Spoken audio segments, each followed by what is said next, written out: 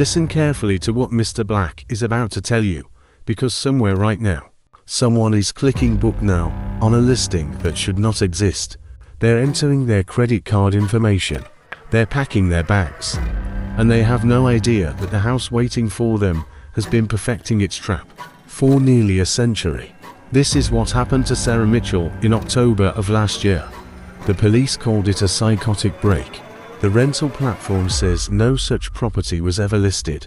Sarah's family believes she needs medication and rest, but Mr. Black has seen the evidence they haven't. He's read the reports they've dismissed, and he knows that Sarah Mitchell is telling the truth, which makes this story far more terrifying than any ghost story you've ever heard. Because the monster in this tale isn't supernatural, it's human, and it's still operating. Sarah Mitchell had stopped sleeping for 6 weeks. She'd been waking up at 3:47 a.m., gasping for air. Her apartment walls closing in around her. The city had become unbearable, a concrete prison that was slowly crushing her. Her therapist gave her a prescription and a recommendation. Leave. Get away. Find somewhere with space and silence. That night, Sarah opened her laptop and began searching for rental properties. She scrolled through dozens of listings: beach houses, mountain cabins, countryside estates. Nothing felt right until she reached the bottom of page 3. Then Willowmere Cottage appeared. The photograph showed a stone cottage wrapped in dark ivy, windows with lace curtains glowing in golden light, and a wild garden that looked like something from a Victorian painting. The interior photographs displayed exposed wooden beams, a massive stone fireplace, and walls lined with leather-bound books. Every detail suggested peace, solitude, and escape. The listing description was brief. Experience true countryside peace in this 18th century cottage. Complete privacy. No neighbors 4 miles. Perfect for those seeking solitude. 37 reviews. All 5 stars. Guests wrote about profound quiet, transformative sleep, and how time seemed to slow down there. One reviewer mentioned feeling like they'd stepped into another century. Another wrote that the cottage felt like it had been waiting for them specifically. The host was Eleanor Hastings, a silver-haired woman with a kind face and superhost status since 2019. Instant booking was available. Sarah clicked the button. She entered her payment information. Within seconds, an automated message arrived with the address, lockbox code, and a brief note. The house has been waiting for you. Drive safely. 7 days later, Sarah loaded her car and drove north into the countryside, toward an address that officially does not exist. The GPS signal died exactly 40 minutes before Sarah reached her destination. The paved highway had given way to narrow country lanes bordered by overgrown hedges that scraped against her car. The autumn sun was sinking rapidly, turning the landscape into sepia tones. When Sarah rounded the final bend and saw Willowmere Cottage, she stopped the car in the middle of the road. The cottage stood exactly as it had appeared in the photographs, but more vivid, more real. Late afternoon light struck the stone walls and made them glow. Roses climbed the facade, deep burgundy, almost black. The garden sprawled in perfect wild disorder. An iron gate stood open. A stone path led to a heavy wooden door. But the silence was wrong. There were no birds, no insects, no wind moving through the trees. The air itself seemed frozen, held in place by something unseen. Sarah sat in her idling car for 3 full minutes before she turned off the engine and stepped out. The lockbox hung beside the door on an iron sconce. Inside was a brass key, heavy, old, cold to the touch. It turned in the ancient lock with a deep click that echoed across the silent garden. The door swung open. The smell that emerged was distinctive: old wood, aged paper, dried flowers, and something underneath, something sweet and metallic, like tarnished silver. Sarah crossed the threshold and set her bags in the stone entryway. The interior matched the listing photographs exactly. Every piece of furniture sat in precisely the same position. The velvet sofa, the writing desk by the window, the massive fireplace. but the colors seemed richer in person, deeper, more saturated, as if the house existed in a slightly different spectrum than the outside world. Sarah walked through the ground floor. Not a single speck of dust marked any surface. No cobwebs hung in the corners. The books on the shelves were leather-bound and old, yet somehow pristine, as if time had forgotten to age them. In the kitchen, a welcome basket sat on the farmhouse table. Red wine, fresh bread that was still warm, cheese, a handwritten note on cream-colored paper. "Enjoy your stay. The house will take care of you, -H." Sarah's phone had no signal. The listing had mentioned this limited connectivity, perfect for a digital detox. She poured wine into a glass and stood at the kitchen window, watching the sun set over the garden. The light faded slowly, reluctantly. As darkness settled completely, Sarah glanced at the mantel clock. It had stopped at 3:47, the exact time she'd been waking up every night for 6 weeks. Sarah carried her suitcase upstairs to the bedroom. A 4-poster bed dominated the space, dressed in white linens. A wardrobe stood against one wall. A window overlooked the darkened garden. As she unpacked, she moved slowly around the room, and gradually, a wrongness crept into her awareness. The furniture wasn't positioned the way it had been in the listing photographs. The bed faced a different direction. The wardrobe had shifted from left to right. The writing desk beneath the window was the same desk, but the chair was different burgundy velvet instead of dark wood. Sarah paused, a folded shirt in her hands, and stared at the rearranged room. Then she saw the photograph. It sat on the nightstand in a tarnished silver frame, a black and white image of a woman in a long dress from the 1920s or 30s, standing in front of Willowmere Cottage. The woman's face was solemn, her eyes staring forward with uncomfortable intensity. Behind her, the cottage looked identical to its current state.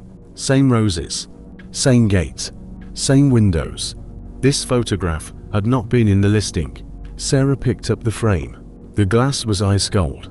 For just a moment, in the lamplight, the woman's expression seemed to shift, but when Sarah blinked, it was exactly as before. She set the photograph face down and climbed into bed. The sheets smelled of lavender and something deeper. Something like rain on stone, like earth. The silence pressed down on her.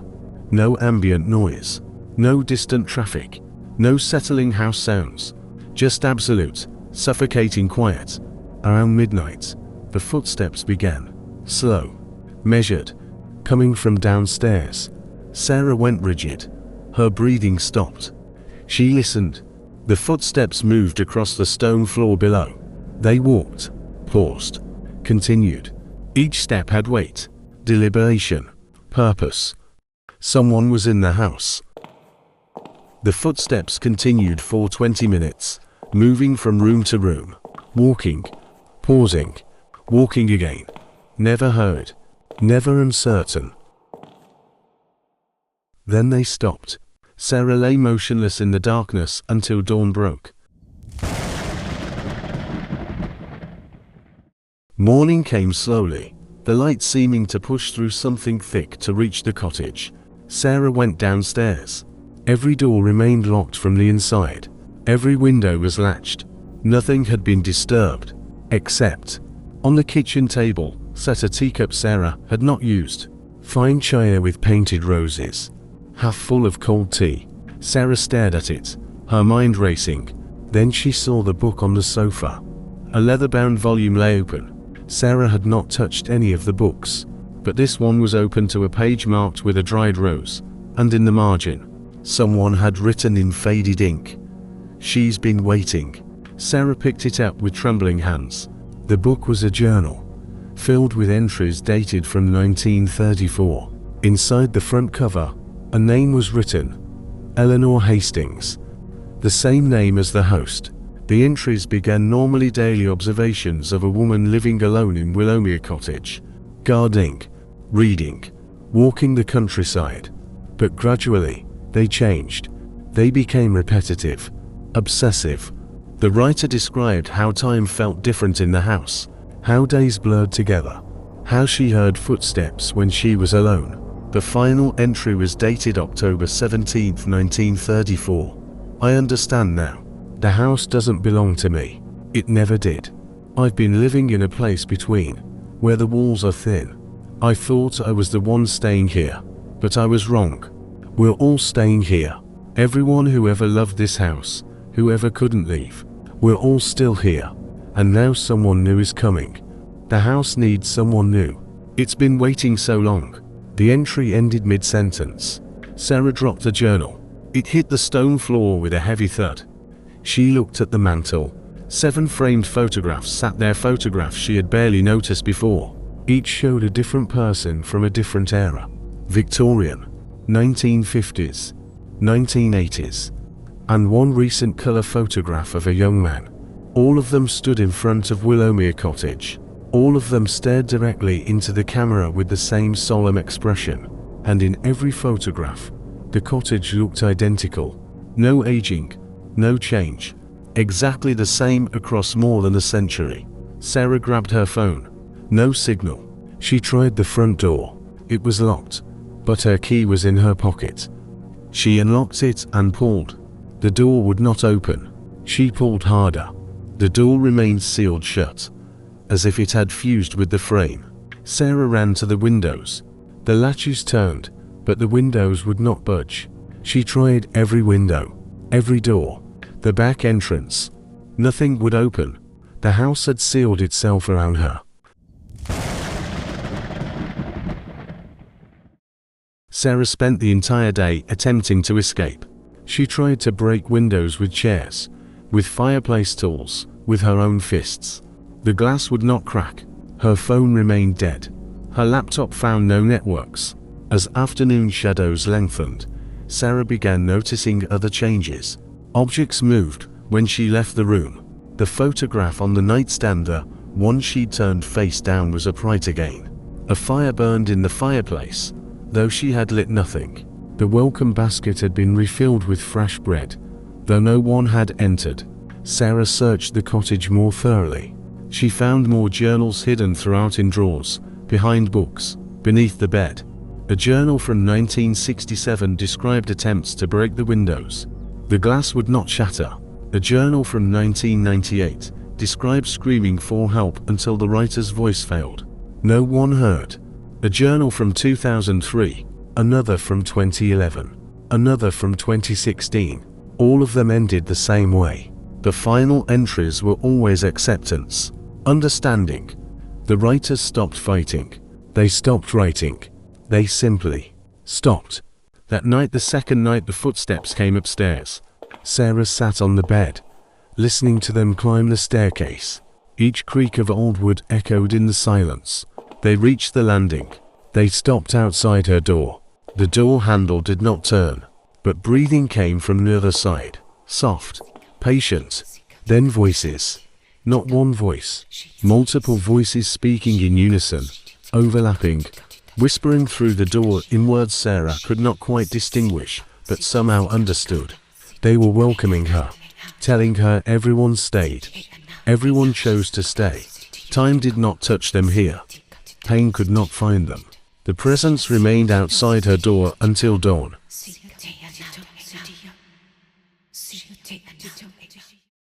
By the third day, Sarah had stopped trying to escape. She spent hours in the cottage's library, reading the journals more carefully. She explored the attic and found trunks filled with belongings from different eras. Clothes, letters, personal items from all the people who had stayed before. They had not been held prisoner. They had become part of something. In the cellar, behind the wine racks, Sarah found a door with a modern padlock, the only modern object in the entire cottage. She broke the lock with a garden spade. The small room beyond contained a laptop, a phone, and stacks of papers. Rental agreements. Dozens of them. All for Willowmere Cottage. All signed by different people. And a ledger. Handwritten, documenting dates, names, and how long each person had lasted before they integrated.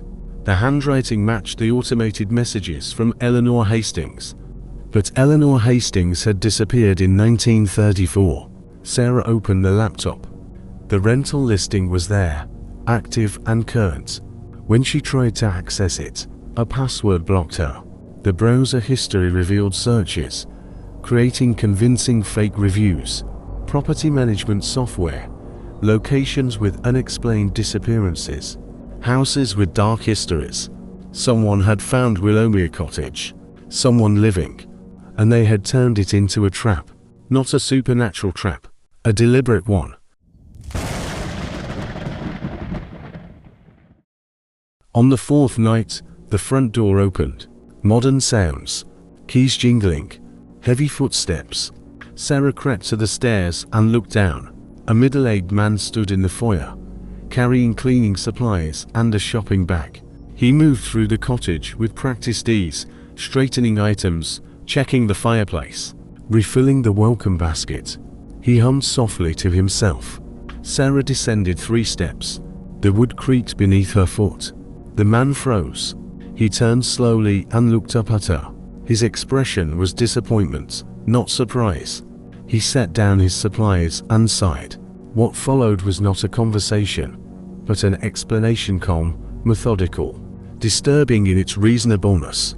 The man explained that Sarah was not supposed to have discovered him. The house usually worked faster. He admitted that he helped things along, substances in the wine, in the tea, chemicals that made guests more suggestible, more open to what the house wanted. But the house itself was real. It had been doing this for centuries. He had simply found it and learned to work with it. He maintained that he was preserving people. Everyone who came here was broken, desperate, looking for escape. He gave them that escape permanently. No more stress, no more pain, just peace. He started climbing the stairs towards Sarah, speaking in gentle, reassuring tones about how she would understand soon, how everyone eventually accepted it, how part of her already wanted to stay. When he reached the top step, Sarah pushed him. He fell backward, tumbling down the staircase. His body hit each step with sickening thuds. He landed at the bottom in an unnatural position and did not move. Sarah descended quickly, grabbed the keys from his pocket, and tried them on the front door. It opened. Cold air rushed in. Real air. The smell of autumn leaves and distant rain. The sound of wind moving through trees. Sarah ran. She got into her car and drove without stopping until she reached the nearest town. The police listened to Sarah's story with increasing skepticism. When she gave them the address, they searched their records. The address did not exist. They checked online maps. They drove to the location Sarah described. They found empty countryside. An old stone foundation, barely visible beneath undergrowth. But no cottage, no garden, no iron gate. The rental listing had vanished completely.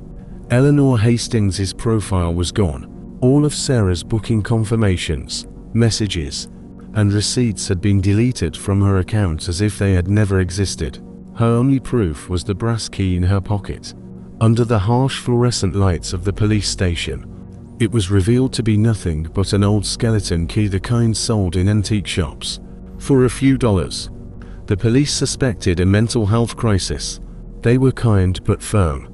They suggested rest, therapy, medication. No missing persons report matching the man was ever filed.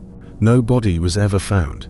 Property records confirmed that a house had once stood at that location. It burned down in 1934. A woman perished in the fire. Her name was Eleanor Hastings.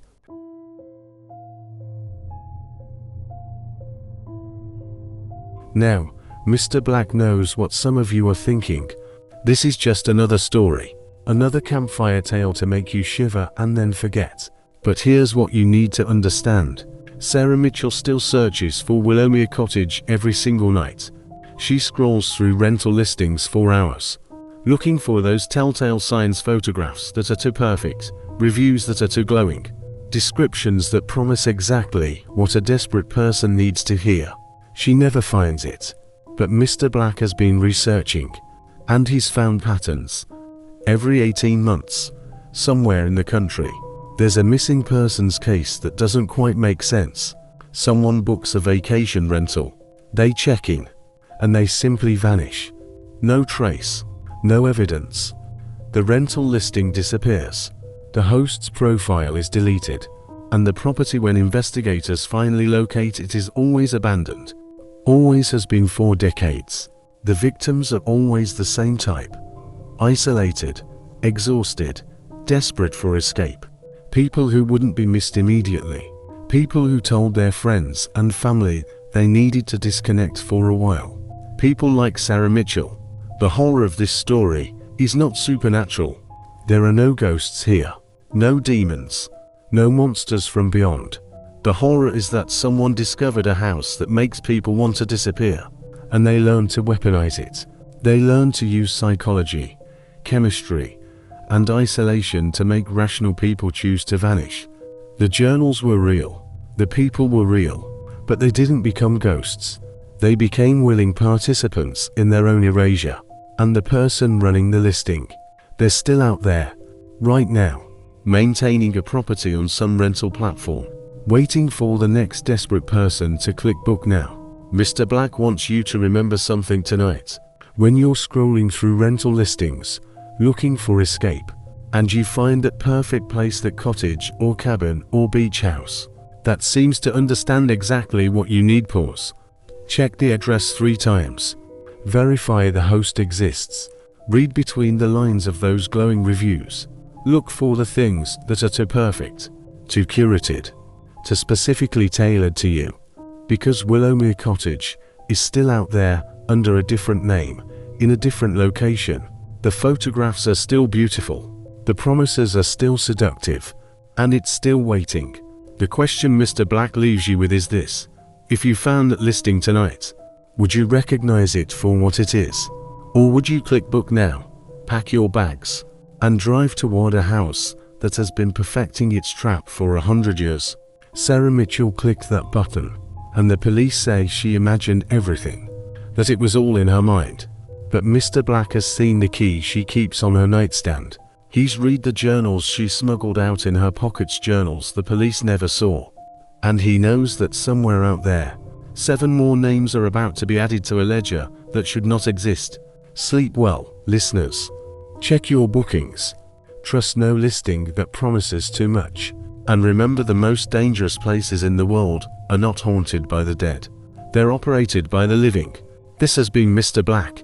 Until next time, keep your doors locked and your escapes carefully verified. Good night.